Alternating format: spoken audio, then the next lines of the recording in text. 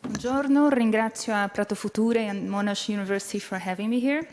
I'll try not to take too long. And it's always a challenge to talk about Latin America because there are 20 or 21 countries if you consider Puerto Rico as part of them. But it's a pleasure to be here and share a little bit of what we're doing there. So let me start from something that I think is hugely important, which is our definition of creative cities. And I fully agree with my predecessors on the fact that there's much more into a city than its economy. So what's the approach we are using here? Back in 2008 or 2009, together with a colleague from the United States, Peter Kageyama, we decided to run an international, cross-national analysis of what the concept of creative city would be. And we invited 18 colleagues from 13 countries, including Avril Joffe from South Africa, who is also here, to voluntarily, because it was a joint voluntary endeavor, say what a creative city would be. And we found out that regardless to the size of the city, to its socio-economic profile, to its historical background, there are always at least three common characteristics in a city that intends to be creative. And the first one is innovation. So innovation obviously has more in there than just high-tech innovation. And innovation also depends a lot on how we employ creativity to deal with the problems and the opportunities of a context. So in this sense of innovation is bringing added value to something that is perceived as important for the city. We can mention something like a project that goes throughout Latin America, and it's called the Casa de las Botellas, or the House of Bottles, and it's made of recycled PET bottles.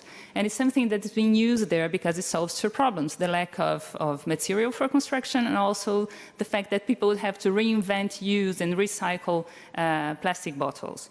But there's also more that is being in place there, like this initiative from Chile. It's called, as you see, Startup Chile, and it started back in 2010. The indicators they used, as you can imagine from the beginning, were the number of people who would apply, the number of countries who would join, the number of projects that would be successful. There are more indicators there that they realized actually after the project was launched. So just to give you a little bit of a flavor of what this program consists on, it's actually a governmental initiative, and they pay $40,000 for startup entrepreneurs who would like to develop this project in Chile for 6 months.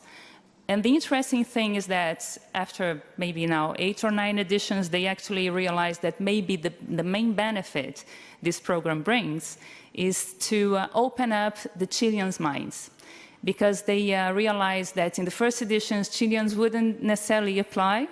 And then by the fact that first they realized that there were more people around and said, wow, that could be fun. And also because they felt that, well, they're in my country and they're doing a job that I could do, they started applying more for these initiatives.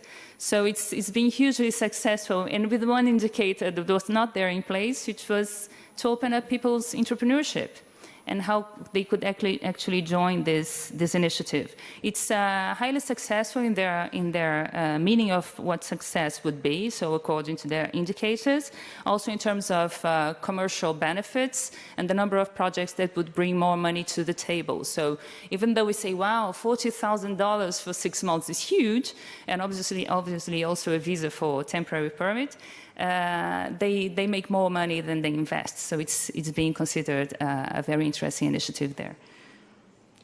The second common trait to all these creative cities is culture. So I arrived yesterday in the afternoon, enough time to at least visit the museum and go to the open-air movie at the Castello. And it was really interesting because the way at least we understand culture here is not just the identity, however much hugely important it may be, but it's also the economic side of it, much more than the economic impact, but the added value to the whole set of industries and the dynamics it brings to the traditional sectors. But more than that, as far as the city is concerned, is this ecosystem that is more prone to creative approach to different things. So the fact that you have different initiatives like the open air movie, which was very interesting, by the way, and a very good movie, but also the museum and the way we understand the history of your city, depending on the regulatory marks under the Medici policies and the economics of the raw materials in place and how the city constantly reinvented itself, is also interesting to understand the importance of not just one sector, but of all the routes that Prato has been developing over the past 1,000 years, if I get it right. So 1035 was the first mention to Prato as a city. So its culture is hugely important, obviously, and it's one of the main traits of all creative cities, or cities that intend to be creative. But the final one is not just to torture you, but it's something previous to the almond biscuits that I already long for.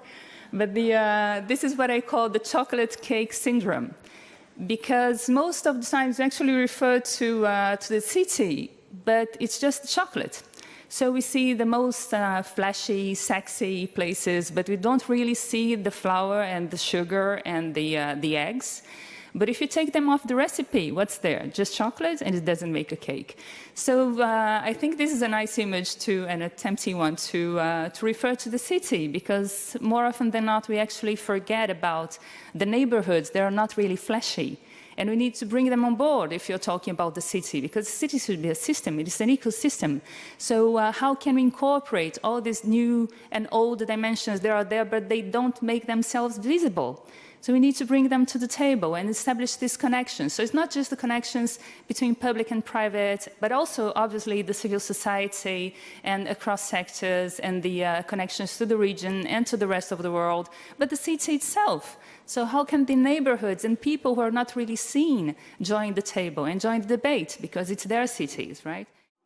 And they established this association called APEGA, the Association of Peruvian Gastronomy, ran all different studies, like where will we want to be in 2021?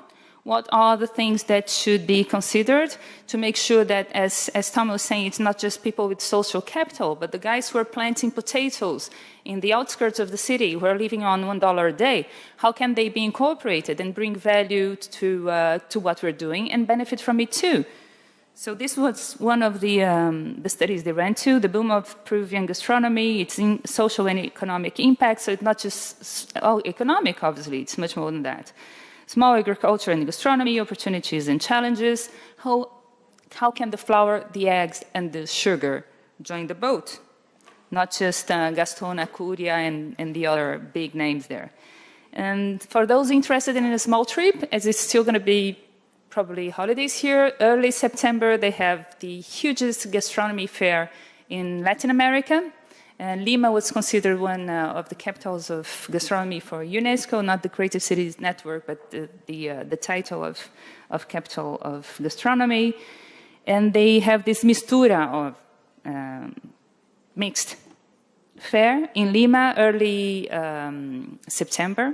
And it's a cultural banquet, because they have everything in there. They have, obviously, food, from the biggest tables to the guys selling food on the streets. They have dance and theater, people join. So it's very much engaging if you are considering a destination for your holidays in the short term. And for those who are curious, we won't have time to go through the film there, but they have this Peru brand, as I mentioned, which is the tip of the iceberg. They did the homework, and now they have the process in place. They can communicate what they're doing. And they ran this series of small videos. They're always all on YouTube. This one is for Loreto, because there's a place in Peru called Loreto. There's obviously the Italian Loreto.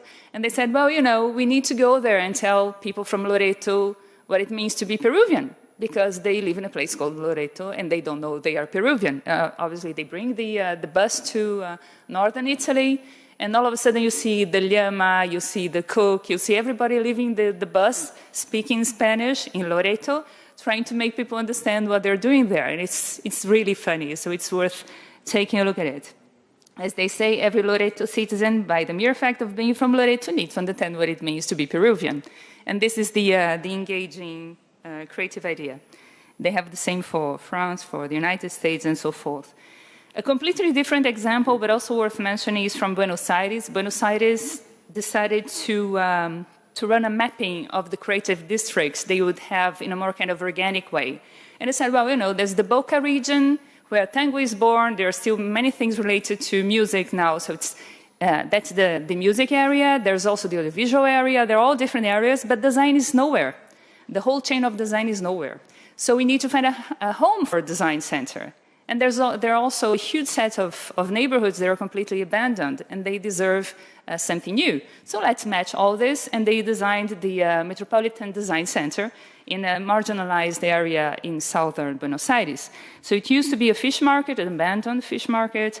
Over the past 10 years or 12 years, they developed that old building into this 15,000 square meters center. They do everything you can imagine in terms of bridging the private sector to the academic world, to bringing people from all different places to Buenos Aires and exporting the talents they have there to international fairs so they can be more exposed and so forth. But the success of this initiative was basically to transposing the walls of the center to the streets. So they said, well, you know, we have a laboratory here for prototype, for furniture prototype. Why don't we put this furniture on the streets? So people actually test the furniture, and we have this test for free and for real life. So this, you know, just walls more permeable, and how can we reach the other side and bring people on board through the restaurant, the library, and all different things they offer to the local population too. So it was a kind of a mixed set of indicators, as you see, fashion design and so forth.